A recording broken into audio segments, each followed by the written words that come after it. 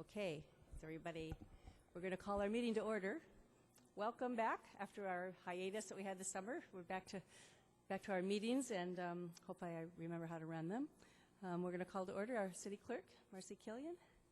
The record will reflect that all members are present. Is that a roll call? We're going to have our Pledge of Allegiance and Invocation today by Vera Bayless. She's a co-president of Brother Benno's Auxiliary. Please rise. Pledge first. To the flag of the United States of America, and to the republic for which it stands, one nation, under God, indivisible, with liberty and justice for all. It's an honor to stand before you and ask our Heavenly Father for his blessing for today's meeting as we gather to work together for the good of the community. Give us, those present here, the guidance to resolve issues that are valuable to all citizens and visitors of Vista. May we strive to make our nation a safe place to work, to play, and to travel, and to continue to help those in need locally and nationally. For our future citizens, our children, may our educators prepare them for the future careers and setting goals. Our children are our future. We are grateful to be living in the city of Vista. For over 50 years, Vista has been a viable place that benefits its citizens living and working here, as well as for our visitors. May it remain that way in the future. God bless America. Amen. Amen. Thank you.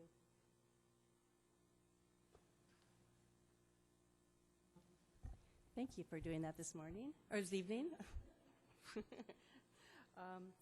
The next thing, our Brown Act notice. In accordance with the Brown Act, I'd like to announce that as a result of convening simultaneous meetings, the members of the Buena Sanitation District will receive compensation of $147.75 for the district meeting pursuant to Buena Sanitation District Ordinance 2006-1.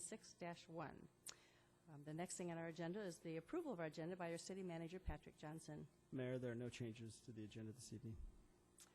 Okay, and we did have a closed session. Our city attorney, Daryl Piper, will report on the closed session. Thank you, Mayor. The council met on closed session item number CS1. There is nothing to report from that meeting. Thank you. And the next thing is a presentation tonight by Brett Schossenbaugh, Chief Executive Officer of the Vista Chamber of Commerce, and he's going to present the 2013 Strawberry Festival post-event report, which is great, I'm sure. Thank you, Mayor Ritter and Council. You all can see the same PowerPoint I can see, correct? Yes, so I'm going to go through this PowerPoint to go over the results for our event. And we always like to kind of take a perspective of where this event has come over the years. So to start with, we'd like to point out that the last time before the Strawberry Fest started was 2009. We had the Chocolate Festival. That was the last year of the Chocolate Festival. And at that time, there were 150 booths that were part of the event in 2009, one entertainment stage. There were no special contests or sub-events at that time, very minimal press coverage in 2009, and approximately 20,000 people who attended the event. Fast forward to 2013, which was our fourth year now as the Strawberry Festival that we do in conjunction with the VVBA. And we had 250 booths this year, 5 entertainment stages, 11 different contests, including the 10K, 5K, and Kids Run. Quite a bit of press coverage, which I'll cover in this presentation, and over 70,000 attendees that we estimated for this year. So quite a jump in the 4 years. As I mentioned, we estimate over 70,000 people attended. That's our estimation. We did not get an official count from the sheriff this year as we did last year. We had 250 street fair vendors. That's a 14% growth from the previous year. 2,143 runners in the Strawberry Run. That's a 43% growth from the year before and the most we've ever had. The run drew participants from 11 different states, 5 different counties in Southern California, and 23 cities in the San Diego region. Over $11,000 was raised for various schools and charities that were connected to the event in various ways.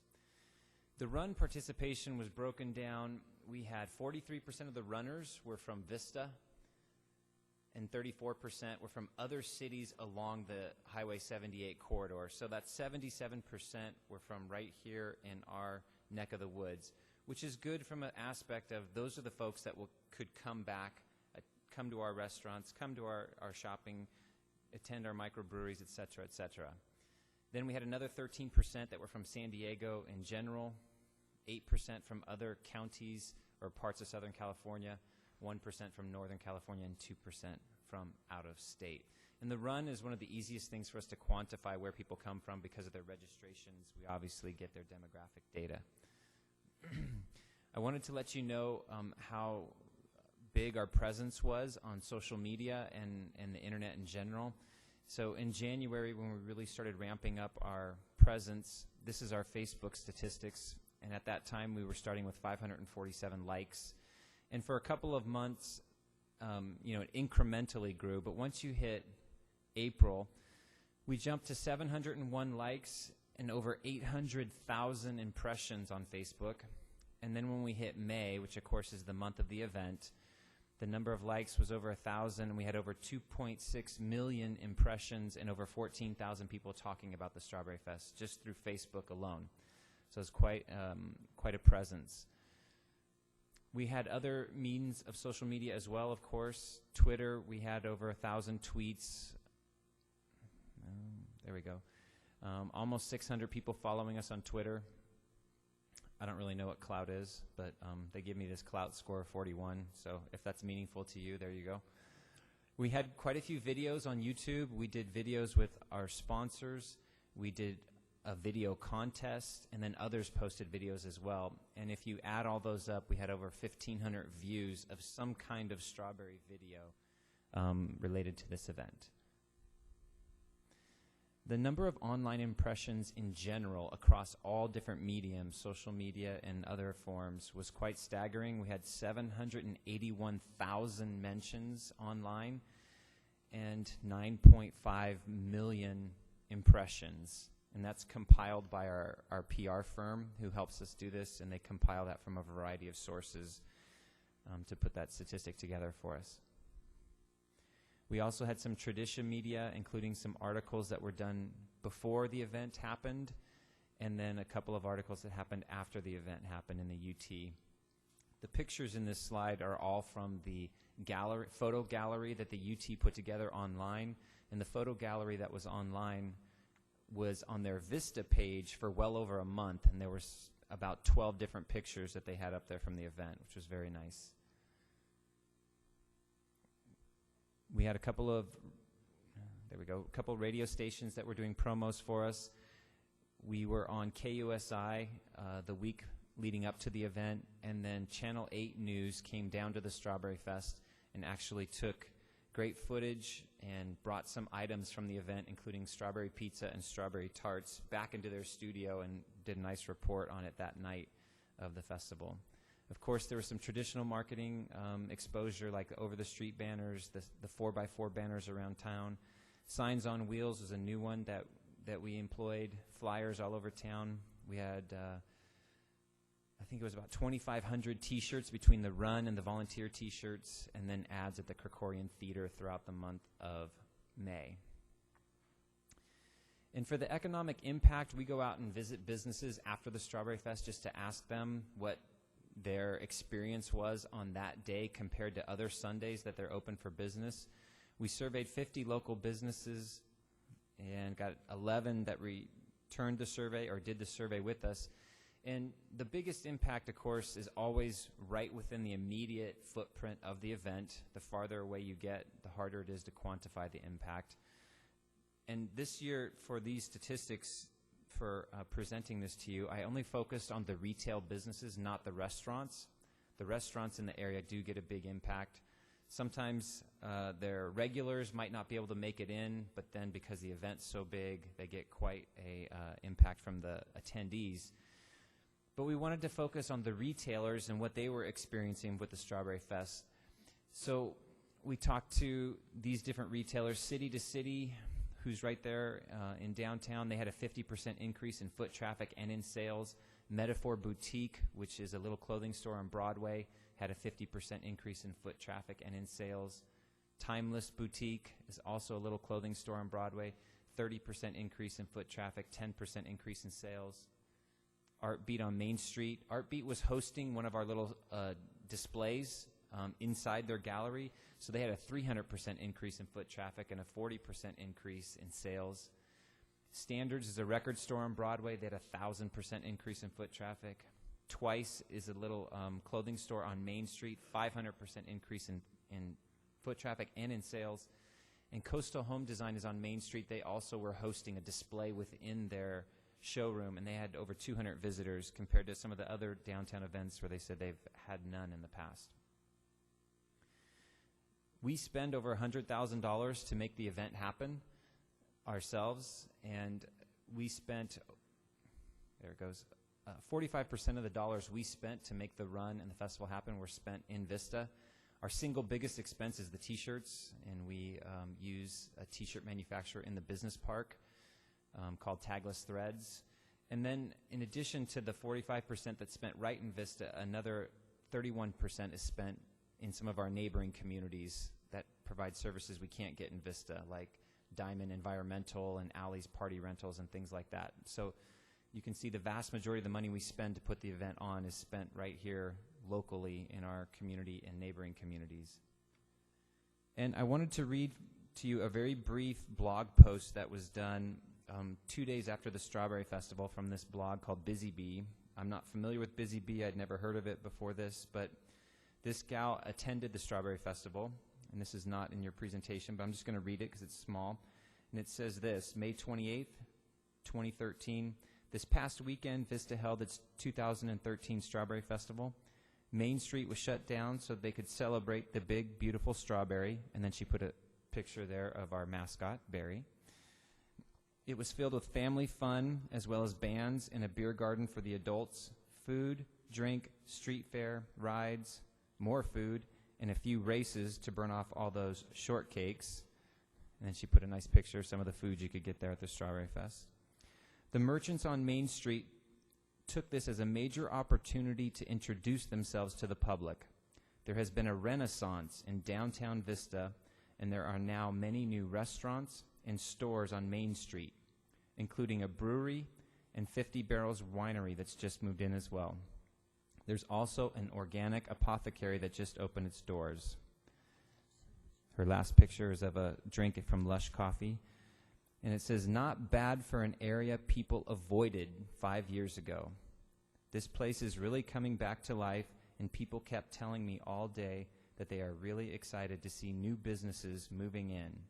Well done, Vista. Well done. I think that kind of sums up the whole point of putting the event on, is to bring people in to see what Vista has to offer and to see how Vista has grown, evolved, and changed. In the immediate future, we plan to keep the event centralized in downtown Vista as we have the last few years. We hope to expand the number of vendors to 300 this coming year, which in all honesty would max out our current footprint of what we've been utilizing so far. To go beyond 300 vendors, there'd have to be a major discussion about what we could or could not do on eucalyptus, for instance. And keep in mind that 300 vendors is exceptional for us, but it's still rather small from some of our neighbors. You know, the Avocado Festival has maxed out at 450 vendors. The Escondido Street Fair used to be 600, and it is now down to 480 or so. And Carlsbad, which is the mother of all street fairs, has 900 to 1,000 vendors. So getting to 300 would be exceptional for us, but there should still be a discussion and vision to go beyond that for Vista and where this event could go. We plan to keep the same course for the 10K and 5K. We went through a lot of blood, sweat, and tears this year to create that 10K course and worked with the city quite diligently when, a month before the event, we were approached by the city to reroute our event and move it through Bringle Terrace Park. That was received very well by the runners, so we have no plans to adjust it or change it. We want to keep it that way and then hopefully expand the number of runners. Our goal would be to get to 3,000 runners this next coming year across all three races. And we also want to continue to expand the number of contests and themed events that are related, or sometimes not related at all, but we make them related. So that's where we hope to go in the immediate future, and that brings me to the end of my presentation. If you had any questions, I'd be happy to try and answer them. I would just say congratulations. You did a wonderful job, and I thank you. And anybody down here have any comments they want to make? When you push that, is it on my screen? We have new screens this time, so we're doing that. And how's our sound system? Can you hear it better? We have a new sound system. They upgraded it and fixed it, so everybody can hear in the back? Yeah? Okay, good. Okay, so where am I looking? Oh, the print is like this big. Okay, I guess I see John first. All right. So Thank you, Councilman Mayor. Aguilera. Congratulations. That sounds like a fantastic turnout. And, Thank you. I just wish you luck, and whatever the city can do to push that 300 to something higher, 400, that sounds like our next goal, probably your next goal. Yes. So whatever we can do to help you make that happen, please let us know. Thank you. Good luck. Councilmember Rigby. Thank you. Thank you, Brett, for bringing that presentation. I also attended the Strawberry Festival. It was fabulous. And I have no doubt there were 70,000 people there. It was a really, really great event and well attended. And the contests were a lot of fun, and seeing the little kids running around. And it really was a family affair. So good job. And I look forward to 2014. Thank you. Councilmember Coles. Yes, thank you. And my grandkids ran in it, so they filled out the part of the kids division of the running. I was there, and it was a fabulous event. And I want to compliment the city, the sheriff's department, and all of our support services that made it go smoothly. Because with that much traffic, and with more traffic coming in the future, we will depend a lot on that pre-planning and traffic flow and parking and so forth. So with that in mind, I hope we can continue to expand it. But thanks again, Brett. That was a great report. Thank you. Thank you, and congratulations. Thank you. Thank you. Okay, so moving on to our agenda. Okay, I have two of the consent items pulled. C10 is pulled by the public, and C12 is pulled by the public. Does any of the council members have any that they're going to pull? Anyone? Seeing none, I would entertain a motion. I'll make a motion to approve the consent calendar. I'll second. Okay, I have a motion and a second. And so now let's see how we cast our votes. Oh, it's down to bottom. Everybody see it? Okay, so vote. Please cast your votes. That motion passes unanimously. Okay, so then we will go to C10, which is the MOU with the Vista City Employees Association, VCEA. And I have a speaker, Chuck Rabel. Madam Mayor, while he's coming, just a question about this screen. When I push request to speak, is there a way to cancel that? No. I have to do Oh, you have to do it. Okay. That was just to make the motion, so you can cancel me out. Sorry. Chuck Rabel here again. The agreement is a one-year agreement, and most people get between 11 and 12 paid holidays a month. The overtime is over $2 million, which is 20% of the regular pay. The firefighters eat up most of the overtime. On average, they average between 20 and 30+% on an annual basis, according to what I've seen.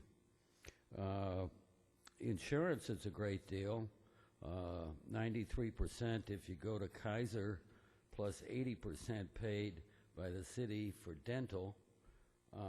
It's having been in real business all my life, it's unbelievable what's going on with the public service unions. That being said, I'm not going to change anybody's mind, but I can give it a go. Thank you. Thank you, Mr. Rabel. Cliff Kaiser.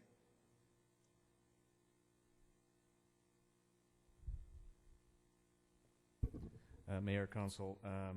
Union contracts are always a challenging job, and I understand that from what I can tell, you guys don't get to talk very much about this. And so this is a kind of a question, kind of a statement. If the city council only sees this, a week before it comes before them, and staff is doing all the negotiations, how do you guys give your direction to say, hey, we've got a city with a deficit now, and sales tax revenues that are not projected to go up significantly, and as a matter of fact, there's new reports out saying that sales tax in general, people are not going to be spending as many dollars on sales taxable items throughout the nation as they did in years past. So even though the economy may improve, the sales tax revenue is not going to go up as much as we would hope. That's at least one prediction. I understand property values and taxes will go up and stuff like that, but what we're talking about here is, one-year contract with some long-term obligations, and we have long-term obligations to the city as a whole. Whether the VVBA just had a very interesting meeting this morning about South Santa Fe and the state of it, and there's very little money invested down there. So I'm rambling here, but my point is, essentially, I just don't know how you guys get intimately involved with this, as important as it is, in the very long term of Vista. Thank you.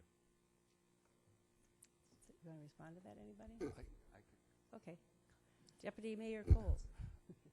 The council is brought up to to date on every item and contracts in closed session. Those are subject to private talks because of the nature of negotiations. The council can meet with staff to give direction. So nothing is done in negotiations that is not approved by the majority of the council ahead of time. And staff, you can correct me if I'm wrong, but there's nothing here that we haven't been fully apprised of meetings, if not months prior to a negotiated settlement. That's correct. And one thing I might point out that the group insurance changes that affected all employees resulted in a savings to the city of over $100,000. So the long-term obligations for this contract going forward for the remainder of the fiscal year are $200 without the offset from the group insurance that I mentioned. So the obligations are very little. And in terms of South Santa Fe, I just want to point out that the demolition of the buildings on South Santa Fe has occurred, if you haven't seen it, and the obligation from the city in that area is upwards of $4 million. So when somebody's saying that there's no investment on behalf of the city in South Santa Fe, I don't agree with that. Okay, so I would entertain a motion on that issue, on that item, on C10. I make a motion to approve that item. Councilmember Aguilar. I'll second it. Okay, please cast your votes. You're busy trying to push a button. Yeah, I know. Yeah, it's hard. The buttons are smaller for us, and the writing that they made, the writing is, what is the font, like 8 font? 20. It's very, for us old eyes, it's very small. Okay, the motion passes unanimously. With that, we'll move on to item C12, revisions to the Vista Municipal Code, Chapter 8.12, smoking in public places. Do you want to hear the speakers? Yes, I have please. Chuck Rabel.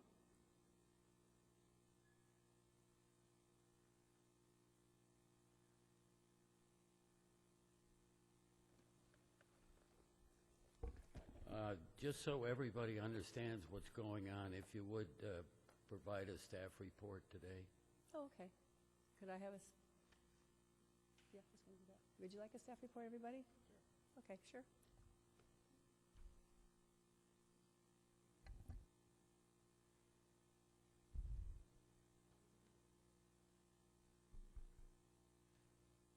Good evening, Mayor and Council. I'm Allie Zimmerman, Assistant City Manager.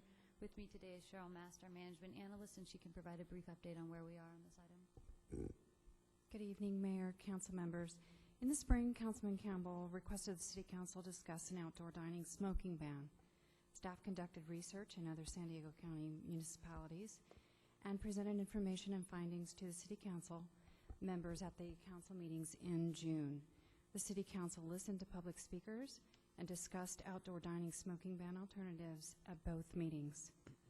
At the June 25th meeting, a majority of the City Council directed staff to remove any obsolete provisions in the Vista Municipal Code, Chapter 8.12, to bring the chapter into compliance with current state health and safety laws. The ordinance before you tonight meets Council's direction. This concludes staff's presentation. We are available to answer any questions you may have. Thank you. Did you have any comments, Mr. Rabel?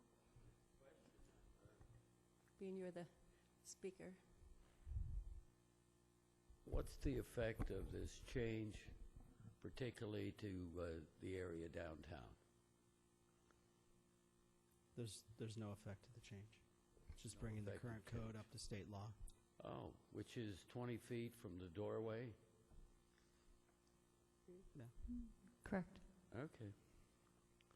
I'll have a smoke later. Thank you, Mr. Rabel. Any other, Councilmember Aguilera? Do you have something to say? Okay. I have a motion. Do I have a second? Motion to approve. Okay, I have a motion and a second. Please cast your votes.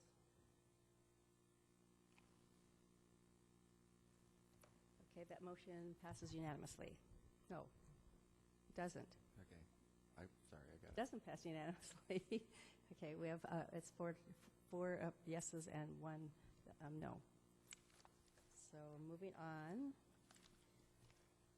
past our consent calendar, our next item is a discussion item. It's our loan payment return agreement and grant agreement. And I think we'll have a report on that one. I think we'll need a report on that. Staff report. Oh, Mr. Meyer is going to do it. John Meyer.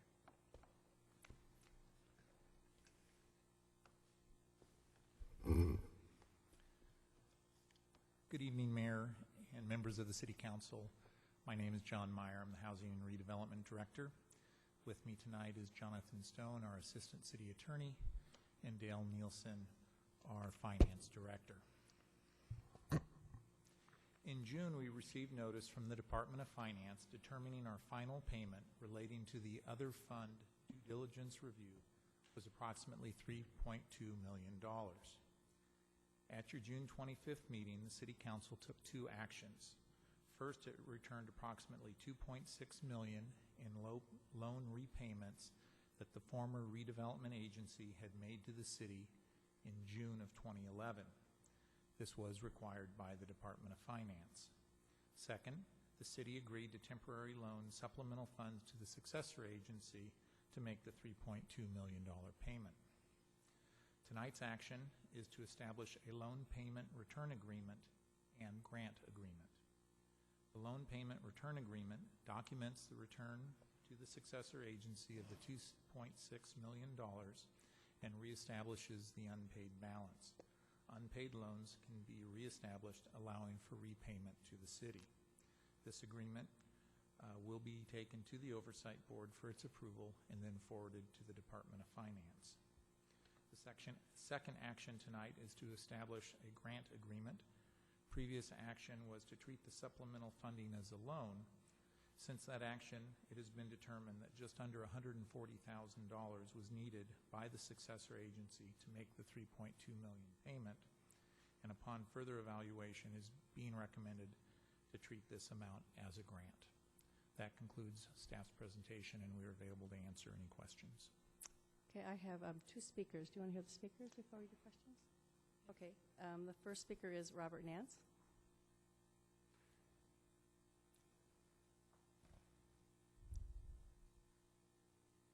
My name is Robert Mance. My company excuse me, is Ford Mance Capital Advisors. I'm a private businessman and a volunteer with the VVVA, focused in on the redevelopment of downtown Vista. I wanted to compliment John Myers in his work on behalf of the successor agency in figuring out all of these processes and payments, so I compliment him. He is doing a fine job. In the last meeting of the successor agency, I approached the agency asking them to consider, and now I'm asking the City Council to consider, the opportunity perhaps of a private property management source to bid to manage the property of the successor agency on behalf of it. So I would ask that you consider that. It might be a way to get a competitive pricing and fulfilling the maintenance and facilitation of the property itself, keeping it up to date, cutting the weeds down, so that it doesn't fall into distress. Thank you very much. Thank you. Chuck Rabel.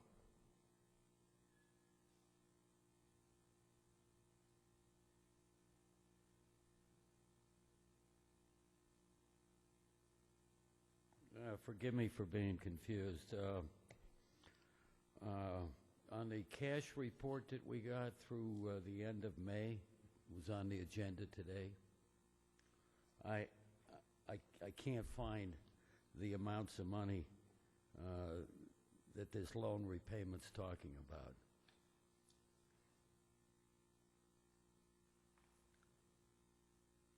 It's got the item or fund number 301, Vista Redevelopment Agency, and it shows that it's a negative $286,000. And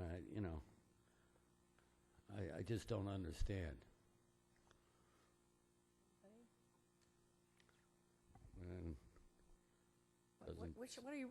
Can you tell us where you're looking? Is it in our agenda here? What page agenda it is? report by the Finance Department, item number C3. Yeah, we're already past the consent calendar, but we're looking. C3. And I'm on page 10. 3. Treasurer's cash report.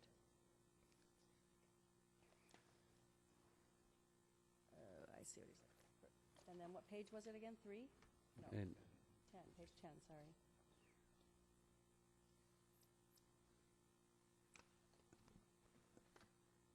right in the middle of page 301. That's the only only amount that I can see. Yeah, could you explain that maybe, the negative balance there? I'll have our finance director, Yeah. Dale Nielsen, come up. Please. Good evening. My name is Dale Nielsen. I'm the Director of Finance and the City Treasurer. What's probably causing Mr. Rabel a little confusion is when we speak of the successor agency of the City of Vista, it's not just Fund 301. There's 4 or 5 different funds in here that are now consolidated to be the successor agency. But if you recall back from the June 25th staff report and the presentation that Mr. Mayor made here tonight, the money that was coming back to the successor to be repaid to the county per the terms of the due diligence review were all coming from the general fund. So really, when he says, where is that cash, it's all sitting up there in that top line that says general fund. Thank you. Okay, thanks.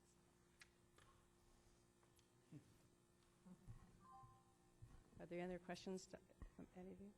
Then I would entertain a motion. I'll move that we approve item D1. I'll second it.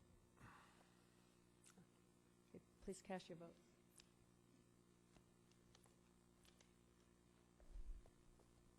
That motion passes unanimously. Okay, moving on from there, the next thing on our agenda are oral communications. And I have several speakers here. Can we take the speakers first? Okay, the first speaker is Sue Doucette.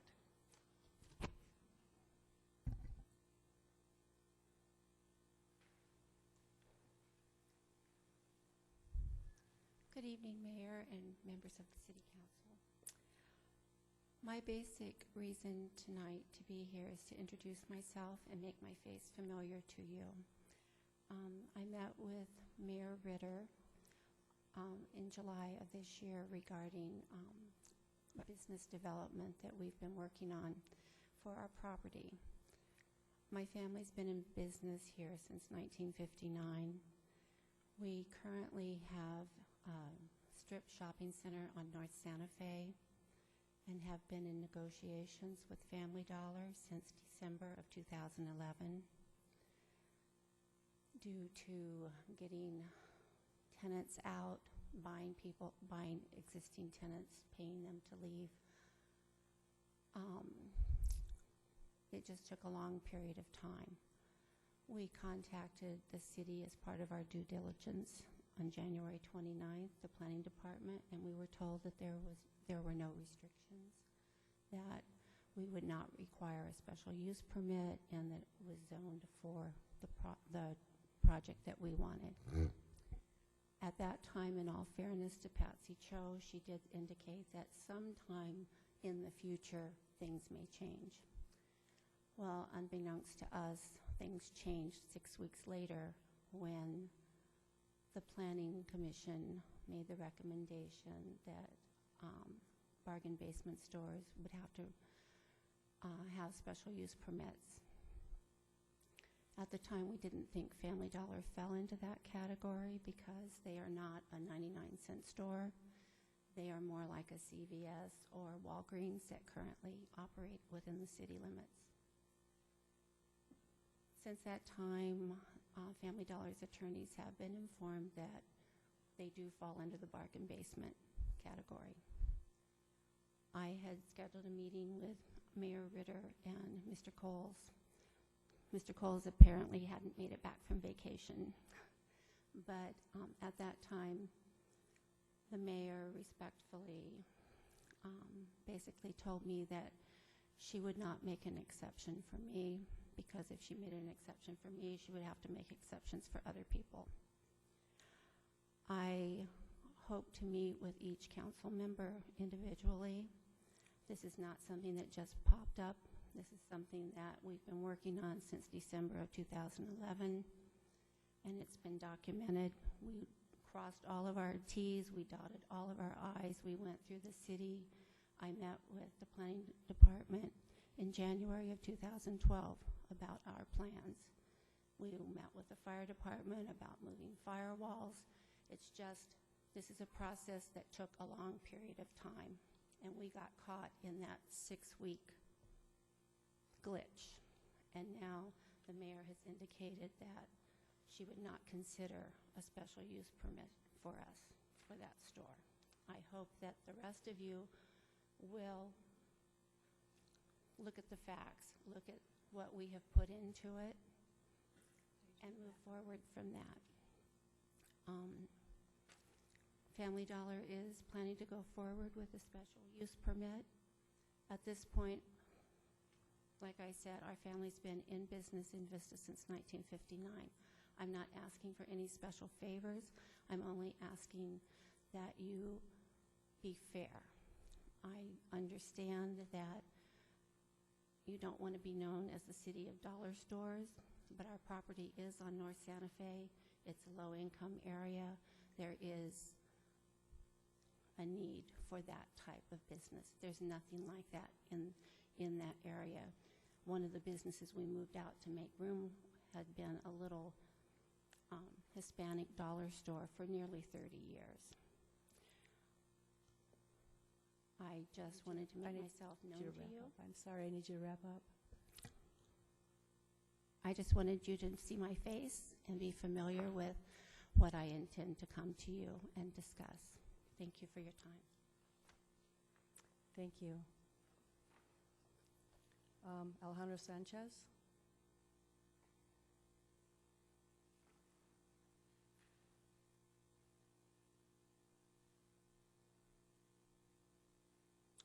Good evening, Madam Mayor, City Council members.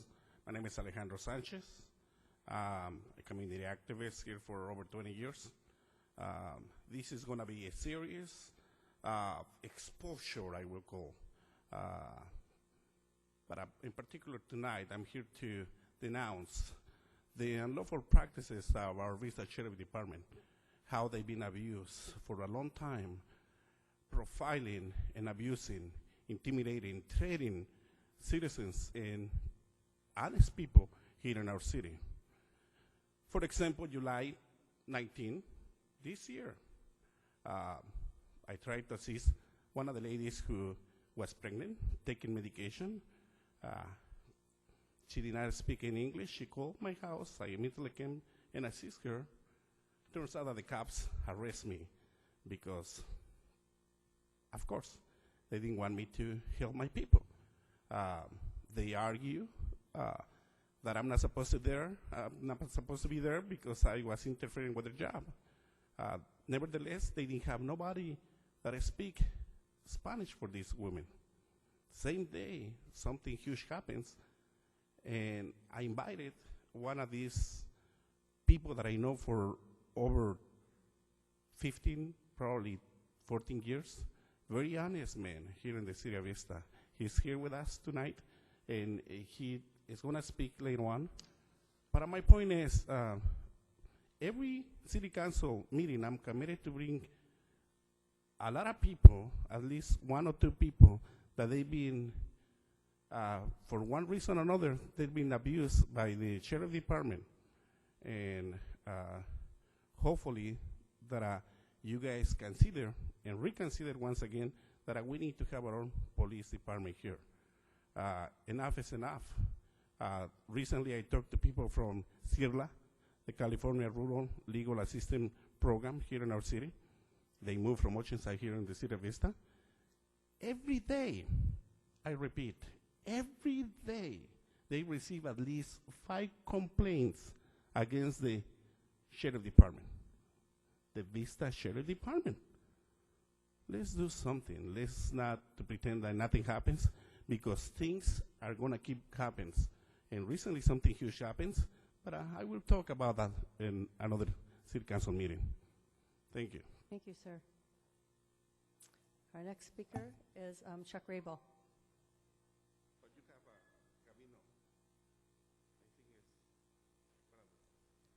I don't. These are they're all in the order that they were given to me. Is it Gabino Perez?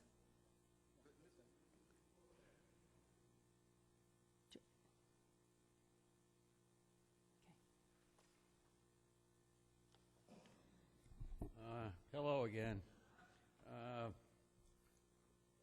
We did a good job on the billboards. Thank you for pulling the plug. Let's be sure that the plug is pulled. Electronic billboards. Good news. Okay, Saturday at the Historical Society, we're having a barbecue.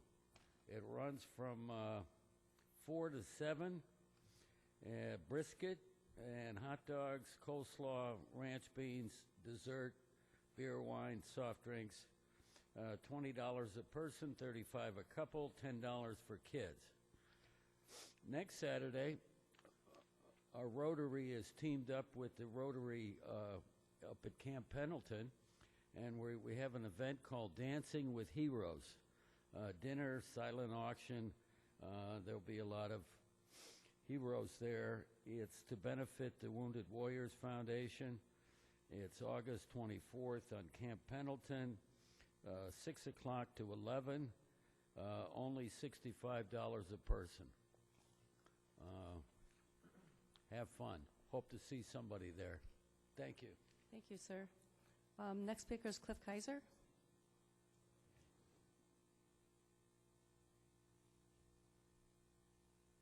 Evening, Mayor, Council.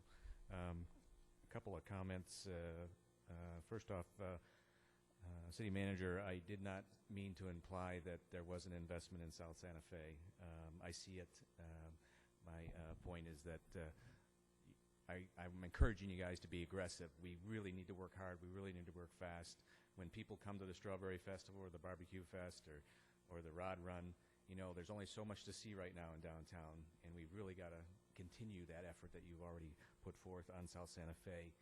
And the people at this morning's meeting expressed that same type of desire. So I applaud you in the movements and I encourage you to continue on that. My real comments for the oral portion here is, again, congratulations on pulling the plug, as Chuck Rabel said, on the billboards. I am concerned, and I did express this one or two meetings maybe at the chamber with some staff. The negative declaration costs $60,000, and my perception is, in reading the comments that came back as a result of that, was it was ripped up pretty badly. It doesn't seem that we got the $60,000 value out of Atkins to produce that negative declaration. At least two of the comments, or two of the responses, were very lengthy and very specific to items that seemed fairly obvious that the Atkins should have called out in their report. So I would just encourage you to look at that in that perspective, and even consider whether Atkins is worthy of the business from the city of Vista. Thank you. Thank you, Mr. Kaiser. The next speaker is it Gabino Perez?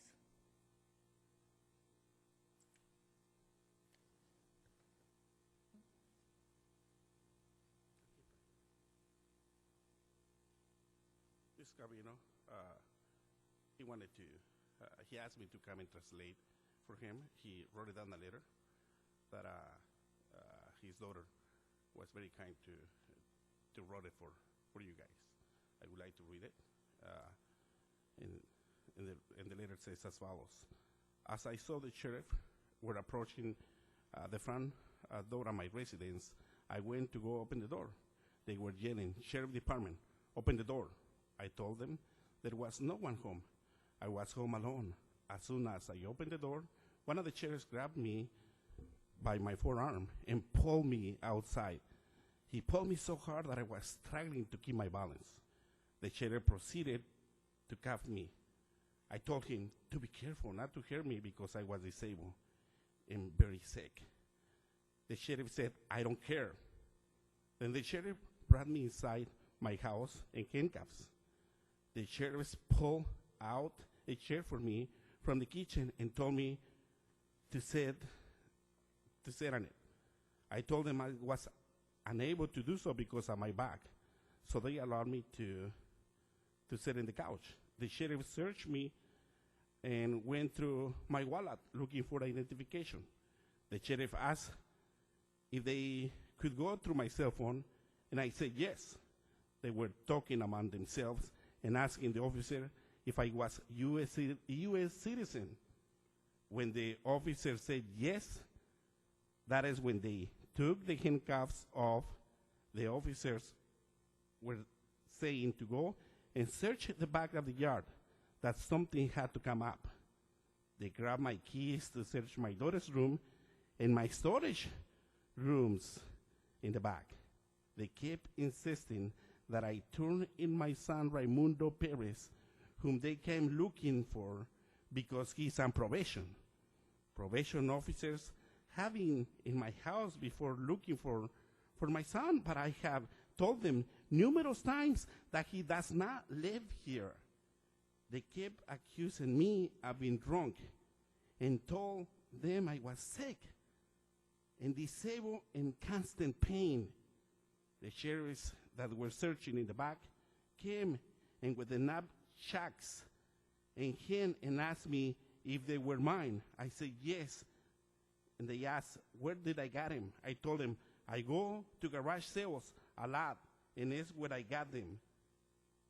The sheriff walked back outside, and they were trying to figure out if they were illegal.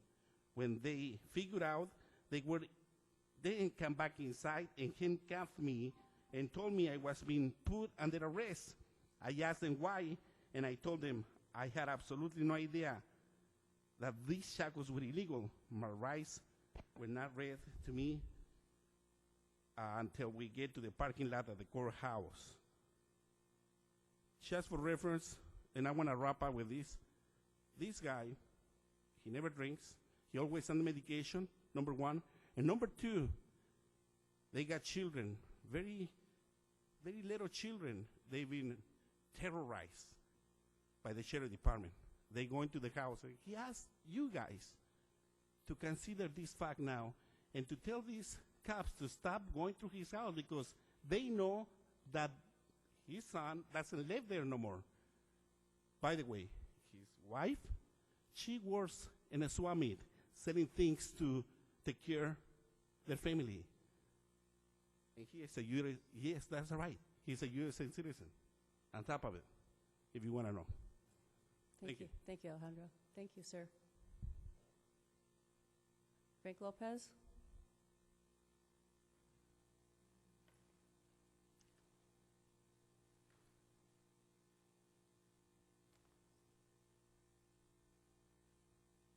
Good evening, Mayor, Council, City Manager, Attorney, and our clerk. Good afternoon. I'm here to speak about the lady that just was up here a minute ago about the Clay Center. Just want to give you a couple of things that the way I feel about it.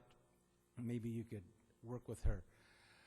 The company that's actually coming in there is a national company, which have approximately 30 to 35 employees that are going there. And those employees that are there are mostly college, kids that are in college or some graduates from college. Right now, there's 30% of your college students who are getting out of college do not have jobs. Right now, this company is a company that will hire those 30 to 35 young people in our community. On top of that is the money that the company will actually bring to the city. You look across the street, and the center across the street is empty. It's been empty for years. Unfortunately, she lost her tenant, and that tenant, as a property owner, when you have tenants, just because it's full today, it doesn't mean that they're paying the rent on time and you're making all this money. It's been difficult there. The Clays have been very good people in this community. I've known them. I think, Judy, you've known them for years. And they did come out in December to talk about their change. You all know the story. And I believe that it was okay with your staff at that time. I think if they would have known they were on short time, I think they would have moved forward tremendously quickly. Maybe you don't like the bargain type stores in Vista, but sometimes you have to allow those type of stores in your community, especially on North Santa Fe right now. North Santa Fe has the population to do business in a store like that. And I'd hate to see another empty building. I know that there's been some tough restrictions with the city on what she has to do with that building. She has, right after she had talked to the city, she went and got drawings and with a company, and she spent $30,000. Then the company, the real estate agency that made the deal, since she got somewhat of an okay, she went ahead and signed the deal. And when you hire an agent to get you a tenant, you then have to pay. She had to pay $70,000 to the real estate people for that commission over the period of years. And so you look at $100,000 right there before you even start of fixing. I know, I'll get it. So, but it's just it's something that I hope that this council will look at it and work with this lady, because you don't want to see another empty building. I don't particularly like those type of businesses in town, but please work with her. Thank you very much. And if another one wants to go in across the street from her? Pardon? If another 99-cent store would like to go across the street from her, do we allow both of them? Well, I mean, Frank, you that's were what here it when we... if that's what it takes to fill up a building right now to bring money to this city, So let all the 99-cent stores in town. why not? It's a business. It's a business that brings dollar, Judy, to Ms. Ritter, to the city. Do it on a special use permit where you're limited for 10 years or 5 years or whatever the thing is. Maybe things get better down the road. Then, it's for 5 years and that's it. But you got to work with these people, because they don't have the money. Not just them, but other businesses don't have the money to be spending right now. It's very difficult. Your margin of profit in any kind of business right now is very low. I've taken up a lot of your time. Thank you very much. If I could let one of those businesses in, I would let hers in.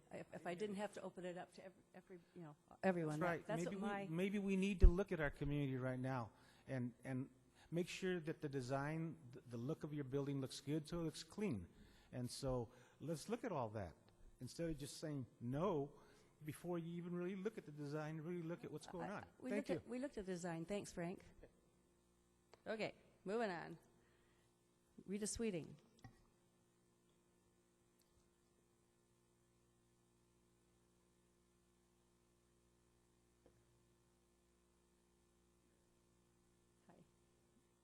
Well, this is the first time I've come to speak at City Council in Vista, and there's a reason.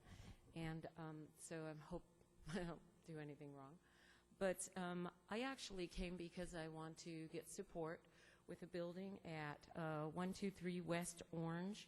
It's a 6,500 square foot industrial building, and I would like to open up a youth shelter in this building. It used to be Operation Hope, and Jean Cole, who now has the Operation Hope on the other side of Vista, has let me know that this location was open, as I kind of work with her at the homeless dinner at the church on Thursdays, and she's in support of what I'm doing with the youth shelter.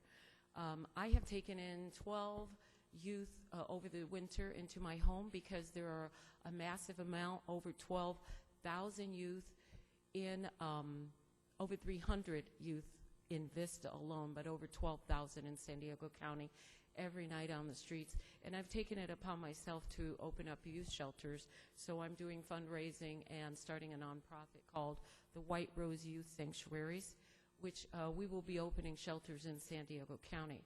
I'm asking you to please get involved as the city, to also give us a special use permit as Jean had, and to allow us to open a full-time shelter. What we do have in mind, and that we do have also in structure, is Lifeline. I've spoke to them about funneling the youth into their programs. We'll also keep them into education. 4 or 5 of the youth have already gotten jobs that came through my home, but it was a little too much for me. I have one youth who I've asked to leave yesterday because I'm like overwhelmed with kids. But on the same token, this young man has a full-time job, and that's why he can get a room and he'll be safe. I think it's important that we safeguard our youth. There are so many kids down at the creek and all over. 2 of our children were arrested for vagrancy, and they were waiting for me. They were waiting for me to get home so that I could have them in, and they were doing a wonderful job of our social media. And now they've disappeared, joined gangs. It was a terrible experience, and I don't know where they are now. But I do know that we did get them jobs, and hopefully they are still employed somewhere, but they have actually really gone astray. It was a terrible experience for them, too. I ask you to really have a heart, listen to what I'm saying, and support me with this project. We have a number of people and organizations that also want to get involved. The Children's Foundation of San Diego and a number of other organizations in Vista. I am going to be reaching out to all the business members in Vista, and I would like by November to have a shelter open, because I won't be able to take 300 kids into my home this winter. So thank you very much. It's very nice to see you, and please consider that. We would need some financial support. I know that that was given to Jean, and I know that I've been told the city doesn't have that, but maybe I should go. Okay, so thank you very much. I appreciate you listening, and please get back to me. I'd appreciate it. Thank you. Thank you. Have a great day. Thank you. Yeah. I'll remind everybody it's supposed to be 3 minutes. Erica Leary.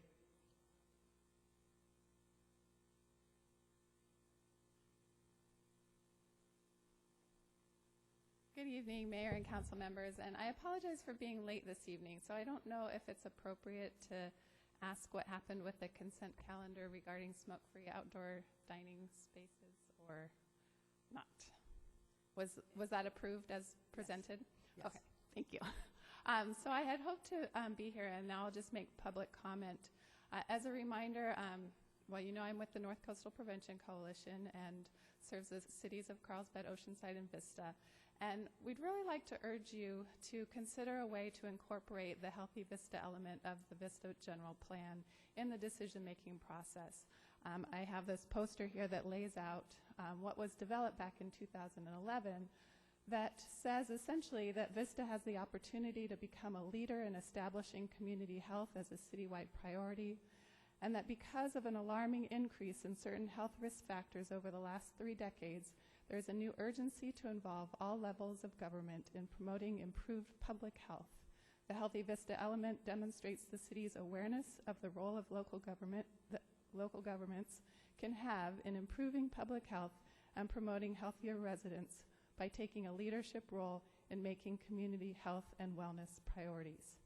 And then specifically, there was a Healthy Vista policy goal to encourage the establishment of tobacco-free outdoor spaces, such as outdoor dining areas, employee break areas, private open spaces, and other privately operated outdoor areas. And the proposal that was brought forward, in fact, takes the city backwards and does not present the city as a health leader.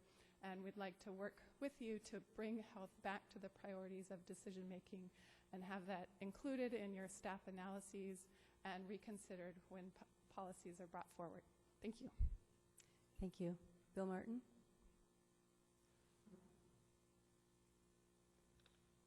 Good evening, Mayor Ritter, members of the council. Just to show you that I can do more than criticize you, I am also here tonight to thank you for doing away with that digital billboard program. I think it absolutely is the right thing for the city, and I thank you for standing with those of us who are looking to enhance our community identity and implement our general plan. And again, it was the right move, and I appreciate it. Thank you very much. Thank you. Do you want to introduce anyone? Sure. Excuse me, Mayor and Council. At this time, I'd like to have our new Sheriff's Lieutenant, Kevin Menzies, come up and introduce himself. As most of you know, Lieutenant Mark Ryan left the Vista Command Station last week, and our new Lieutenant, Kevin Menzies, is brought on board. So if Lieutenant could introduce himself and maybe give us a little brief background so you get to know him. Thank you. Sounds great. Thank you, Mayor. Good evening, members of City Council. My name is Kevin Menzies, as stated, and I just started up here on Friday. Mark Ryan left and went down to the Imperial Beach Station. But I come to you with about 24 years of experience. I've worked in the jails, the courts, patrol. I've worked investigations. I've worked up at the academy with recruits. I've also worked with our risk management. Primarily, I've worked down in the South County, but I requested to come up to Vista. I haven't worked the flagship yet, so I was looking forward to coming up. So I'm glad to be here. I'm also a military reservist with 26 years in the United States Coast Guard. I have 2 deployments to the Middle East, and that's me. Welcome to Vista. Thank you. I appreciate it. Lieutenant's one of the very few in the Sheriff's Department that has that many years on board and has not worked in Vista at some point in his career. Yeah. That's right. I was up here with risk management quite often, if that counts. We look forward to working with you. Great. Thank you very much. Thank you. Okay, that brings us to our remarks from our council members, and I'll start at the other end. I'll start with Councilmember Rigby. Thank you, Madam Mayor. I have a list. I wanted to say, first of all, that welcome Lieutenant Menzies, and it'll be good to have you here and work with you. Wizard of Oz, I went to go see Wizard of Oz at the Moonlight Amphitheater. It was amazing. I keep thinking that the caliber and quality of the programming at Moonlight can't get any better, and it rivals anything on Broadway. And every show I go to, they just really raised the bar. So I was really, really impressed with the Wizard of Oz. They did a great job. The Assistant City Manager and I, Allie Zimmerman, we went to the League of California Cities meeting yesterday. We did have the city selection meeting to once again submit a list of nominations to the state, to John Perez, for the Coastal Commission appointment for the region of San Diego County, because the first 2 lists were rejected. So we sent the 3rd list, and we are hoping that he will choose somebody from that list. In the meantime, Esther Sanchez is no longer the representative. Our seat in Vista in San Diego County is empty. We don't have representation right now. Her term ended in May, and she had a 90-day grace period, and that grace period ended. So we are hoping, because it is imperative that the San Diego region have a voice on the California Coastal Commission. So we did that yesterday, and also the league Legislative Action Committee has their list of bills for the Senate and the Assembly that they were liking the cities to submit letters on in support of or opposition to different bills that affect city government. And I'm proud to say Mayor Ritter has been on top of all of those, and everything that they have requested letters be written on, the mayor has done those letters. And so Vista's actually on the forefront. Not all of our neighboring cities are on top of really being vocal about city rights. Let's see. Also, I attended the Greenbuild Airport ribbon cutting on Friday down at Lindbergh Field, which was very nice and very impressive. But even more so than that, they talked a lot about the USO that they also built into that development project, the new USO Center at Lindbergh Field. So I spent quite a bit of time Friday afternoon at the USO downtown with the people there, and I met some very interesting people. And I have to say, when they tout that it is the largest and most impressive one in the U.S., I believe it. At an airport facility, I believe it. So that was very interesting. I did drive by South Santa Fe this morning, and I did see some of the demolition, and I'm very excited to see that we're beginning that redevelopment project down there. So I think with that, I think those are my comments. And welcome back. It's good to be back. And I hope everybody had a really wonderful July. Deputy Mayor Coles. Thank you. Well, you've done a good job of covering most of the highlights that have happened. And I'd like to welcome all of us back after being dark for the month of July, although we did stay busy, some of us. City Manager Johnson and I joined the Chamber Golf Tournament on July 22nd to help support our community service programs and some charities. And we thought we were going to win, but somebody, I think, cheated, and so we didn't. You know, I don't think any of us can say enough about the production of The Wizard of Oz that just completed at the Moonlight, and it's gotten rave reviews, and I was pleased to see the notice that it has set the record for the Moonlight, and it deserves that, and it's just too bad it couldn't run for another month, because I think it'd continue with sellout crowds. August 3rd and 4th, we had the downtown Smokin' Barbecue and Rod Run. I was pleased to be able to judge the city's best vehicle. There were hundreds of all kinds of everything. They have a category called rat rods or something, and these are actually, you think they pulled them in off the junkyard. I mean, they haven't restored them. They haven't done anything. They're just, you know, kind of the ugliest car that'll run. They get a prize for that.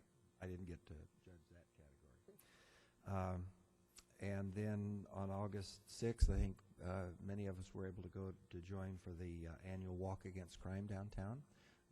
Again, a rousing crowd of people helping to stand up against crime. We had our sheriffs and fire department were well represented there as well. And then last Saturday, I was pleased to be able to award 2 additional Eagle Scouts in our city. We have so many Eagle Scouts. Seems like we could do that once a week, present those. And welcome, Lieutenant Menzies. It's good to have you here. Hope to get you to know you on the good side of the law. Yeah. Thank you. Councilmember Campbell. Over the last month and a half, I've actually attended over 30 various events in San Diego County, and I just want to give you a highlight of a few of those.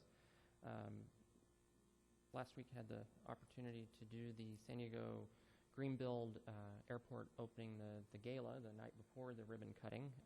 Got to tour the new terminal, which is a very impressive $1 billion build that will bring a lot of economic benefit, or did bring a lot of economic benefit to San Diego County.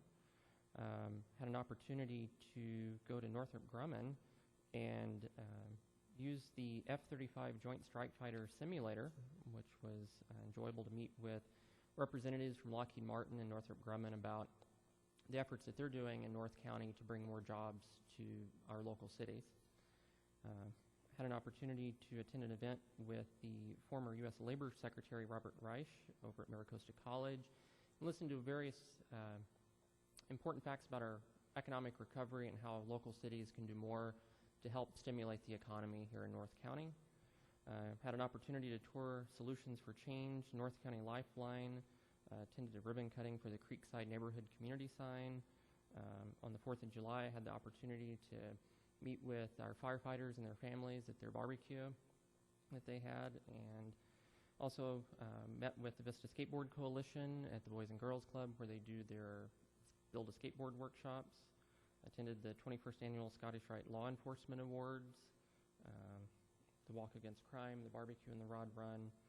So various community events. I also had an opportunity to meet with the Assembly Majority Leader, Tony Atkins, about ways that we as a local city can work with the state legislature in getting bills that help our economy and help local cities to have more of an impact in our communities. And so I'll be working with her on various measures that will help Vista move forward. So lots of events, lots of opportunities in the community, and overall a good time off from the council. But I would like to make an item of business potentially on the next council meeting agenda to look at our current city council policy and how we place items on the agenda, and look at going more along the lines with our neighboring and surrounding cities, either doing the one-member item to place on the council agenda or one member proposed with a sponsor to place on the agenda. I think that our current policy is a little restrictive in requiring a consensus or majority of the council to agree to put an item on the agenda before it comes to the council for a vote. It's kind of counterintuitive. So I'd like to see if there's a consensus under our current policy to potentially look at examining that moving forward. We just, I will speak to that, but I think only 2 cities out of the 18 do that. I know Oceanside does, but the rest of the cities in North County, I don't think do that. But I think, I don't think that every time a council member wants something on the agenda, it would be like, it would increase our agendas immensely. It could. I just think that that way we know that, at least it's something we want to talk about. Maybe it isn't something we want to talk about, so I would not agree to it. That's something I want to talk about and bring forward. It's under our current methodology, just to bring this item up. We can't have that discussion here. It has to be on the agenda to have that discussion, whether or not we want to do that. So we can know the subject, but I wouldn't agree to that, so I don't know about everyone else. Can I speak? Sure. I would not agree with that. I think the last thing I want to do is, I'm sorry, but be like Oceanside. We don't need those problems. So do I have a third person that wouldn't agree to it, or do other end of the table? I've given some thought to that, the process, and I think that if somebody has something that they're very passionate about, I think sometimes we owe that person to listen to it and to think about it, even if we all vote no on it. So it would be something I'd be willing to discuss, but I don't have an opinion on it either way at this point. Well, Deputy Mayor, it's up to you. Well, I never even thought about this as an issue, so I don't have an opinion on it other than I like the way our agendas are structured currently because they're compact, they're tight. We don't get a lot of extraneous issues. If we have an issue that's important enough for us to consider as a council, it does come to our attention. We do get a chance to. I haven't seen anything that has not been able to come to the council's attention for an agenda item that was of community importance. So I'm not in a position to recommend changing what we currently do. Okay. That answered that. So do you have anything else, Councilmember Cody? No. Councilmember Campbell? Councilmember Aguilera? With that, I guess I want to bring up something. So we'll see how this works. I had a chance to go to the barbecue competition, and it was a real fun day, and saw your daughter down there. Great job with the other Miss Vistas down there. And it's great to see our city becoming vibrant and seeing our redevelopment, or what used to be the redevelopment area, starting to build up. And I think that will continue. I'm pushing, and I know the other council members are pushing staff as fast as we can to get that area built up, and you know, we do have some restrictions, of course, that the state's put on us. But what I'm getting at is I had an opportunity to meet with one of our business owners downtown, and you know, my vision for Vista downtown, I think, is similar to the other council members here, is that we would like to see, you know, many restaurants and small shops be successful on a daily basis, not just when we have these big events. And we're working towards that. And you know, this big development that we're putting in downtown is going to help that, along with some of the other projects that we have going on down there.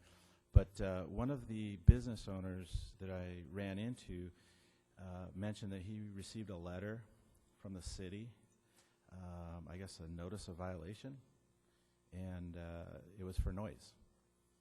And so I talked to him a little bit about that, and apparently we have a pretty restrictive noise ordinance for our downtown area that I think I envision down the road is going to be an issue if we want to have a vibrant downtown.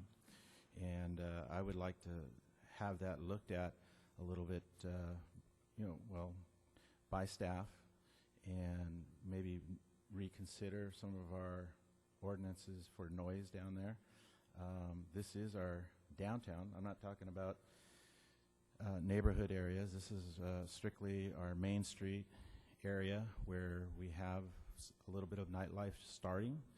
We have a couple of breweries there, and the breweries are not doing music or sound right now, but we do have a couple places, I think, that are able to have some music, and they would like to perhaps extend that time period that they're open for music a little bit longer. So I would like to see if we could consider that. I would support that. I believe, because I see it becoming alive down there, and it's really very exciting. When I started working on the downtown with the VVVA and started all of that, it was 1981. So it's been a few years we've been working on getting that downtown, you know, vibrant, and so I would support that. Anybody else don't support that? I pushed my button. Okay. I can't read it. Okay. Yeah, Deputy Mayor Coles. It's kind of a new issue for me to deal with, but normally is there, do those kinds of things go before the Planning Commission for discussion or for their input, or do we just take that as straightforward council?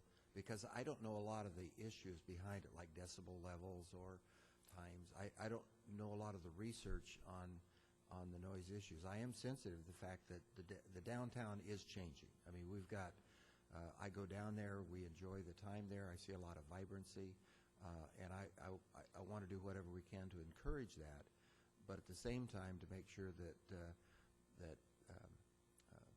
you know, research or there's some data to support making the changes. And there's really nobody around down there. I mean, there's just businesses, and a lot of them are closed at night. So, so maybe the first question is, what would the normal process be? Because I'm not sophisticated or experienced enough to know what those changes might mean. Well, currently the noise ordinance affects all properties within the city unless there's a variance to that, and it's typically 7 a.m. to 10 p.m., excuse me. There's a certain noise level, decibel level that you have to stay within, and then from 10 p.m. to 7 a.m. it varies slightly.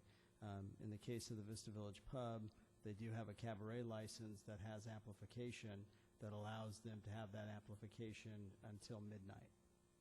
Okay, so the current noise ordinance is a blanket for the whole city of Vista, and they have a slight exception to that? Slight exception with the cabaret license that allows them to go to midnight with the amplification. So what would we need to do to allow for the additional activities or the kind of business that would inspire that area of our I don't have an answer for you tonight, but if the council desires or wishes for staff to pursue we could look at some different options and bring them back to the council. We could survey the businesses in the downtown, but if that's what your preference is, we'd come back to you with options at a later date. Well, in keeping with, you know, what we've been trying to do to encourage the downtown area, and it's been pretty successful. And I've talked to some of the business owners who came here instead of going to Carlsbad, instead of going to some places because they liked the look and the feel of our downtown. And I certainly would want to know a little bit more about what some of the issues are, not to discount those who might be opposed to it. I mean, what their rationale might be and what the impact might be. So, yeah, I'd like to hear more about that. I see. Yeah, Councilmember. What? Amanda, I think. Yeah, I was saying Councilmember Rigby and then Councilmember Campbell. Yes, thank you. And going back to my earlier comment, I think if it's important to one of my fellow council members, I would absolutely like to see it on the agenda. This particular item I would like to visit and discuss, and I would like to also hear from our Sheriff's Department on some of the issues, if any, of the downtown area with regard to this subject. So I would definitely welcome a discussion on this. And also, when you were done with the other comments, I wanted to punctuate something else, so if you'd come back to me.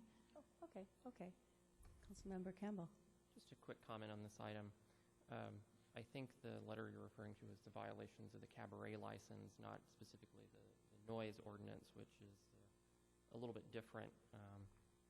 But I would caution us, you know, just sort of an observation from what other cities are currently going through, like Encinitas, with the problems with the noise downtown, and they're trying to back out a lot of those problems, because with late night sort of club bar atmosphere, I don't envision that's what we want going forward for our downtown. We don't want to turn into the PB and the downtown Encinitas. Has drunk people wandering the streets at 1 o'clock in the morning. So studies, you know, those go hand in hand. So I think that it's fine for me if we want to look at it, because I think once we examine it, we'll want to stay with what we have. Okay, so do you have direction on that? Yes, I believe so. Okay. Anything else? No, thank you. Okay. Councilmember Rigby? Yes, thank you. I did tour. I wanted to just comment that I toured with Solutions for Change today, a rather extensive 2-hour tour of their various facilities throughout Vista. I was very, very impressed with what Solutions does. And I think that over, you know, my entire adult life and looking at this problem of homelessness that we have in our nation, the two components that really are necessary for considering that they have in their name Solutions and they have Change. And I was very impressed with their program, that it not only, it doesn't teach people or give people the ability to survive a day, but it provides them with what they need to enjoy a productive life. And I was very, very impressed with what I saw there. And I just can't tell you how much I'm even more proud now that I was in the audience the night at the Ruby Awards when they won their award for their hydroponics farm over at Solution Farms, which is another one of their components for their residents. And I'm glad Ms. Sweeney is still here in the audience, and I would like to invite you to come and talk with me, because I'm very interested in what your vision is for what you'd like to do for the youth of our community as well. And I know that Solutions works mainly with families, and I know that our youth also is something that we need to help, our youth community. So thank you for doing that, and I welcome a conversation with you. So thank you, Madam Mayor. I appreciate that. You're welcome.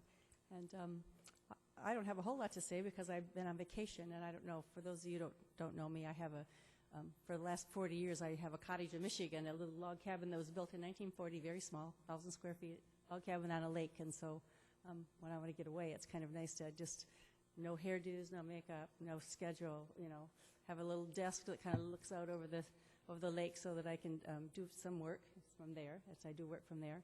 But anyway, so I've been there, and it's always hard to schedule my vacation between these meetings and between when my family can go. And so I did miss and a lot of times I miss the rod run because it seems that that's my family when they can get away. So anyway, I spent the last few days or weeks actually with them, so it was very fun. And this morning I got up to a 7 o'clock. I came in last night late.